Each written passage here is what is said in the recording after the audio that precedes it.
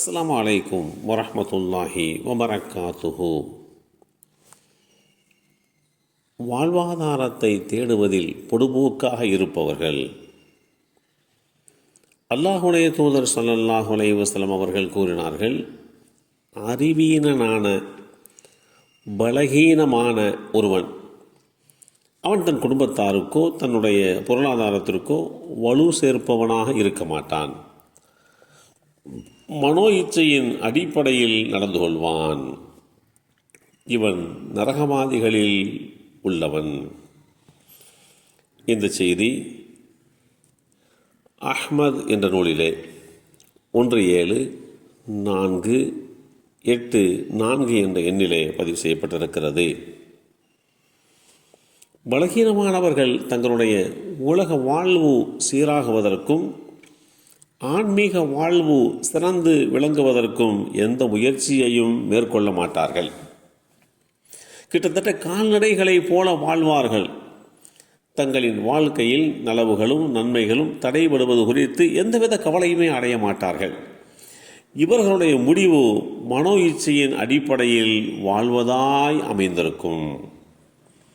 இன்னும் தெளிவாக சொன்னால், தங்களுடைய உலக வாழ்வுக்காகவும் பாடுபடாமல் தங்களுடைய ஆன்மீக மறுமை வாழ்வுக்காகவும் பாடுபடாமல் அவர்கள் பொறுப்பற்றவர்களாக ஊரை சுற்றி திரிவார்கள்.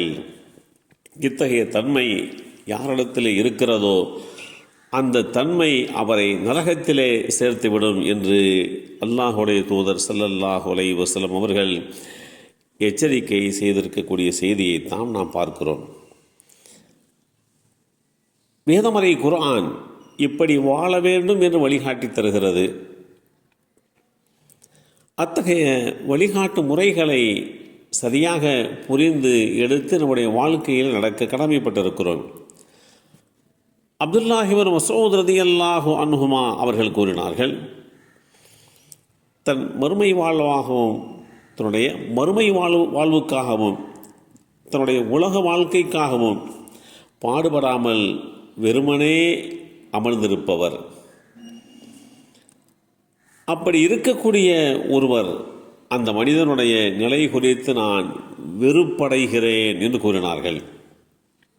உமர் ரலியல்லாஹு அன்ஹு அவர்கள் ஒரு நாள் வெள்ளிக்கிழமை ஜும்மா தொழுகைக்கு பின்பாக பள்ளிவாசலிலே சிலர் அமர்ந்திருக்க கண்டு அவர்களிடம் சென்று, நீங்கள் யார், ஏன் இங்கே அமர்ந்திருக்கிறீர்கள் என்று கேட்க, அதற்கு அவர்கள், நாங்கள் அல்லாஹ்வின் மீது நம்பிக்கை வைத்து எங்களுடைய காரியங்களை பொறுப்பு சாட்டியவர்கள் என்று பதில் சொன்னார்கள்.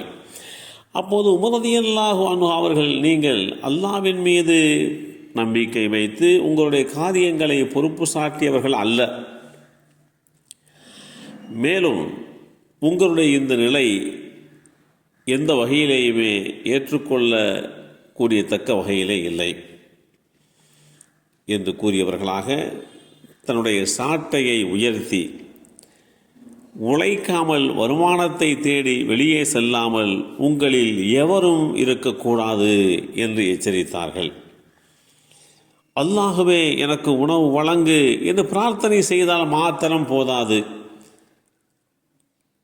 வெறுமனே அந்த பிரார்த்தனையின் மூலமாக வானம் தங்கத்தையோ வெள்ளியையோ மழையாக பொழிவதில்லை.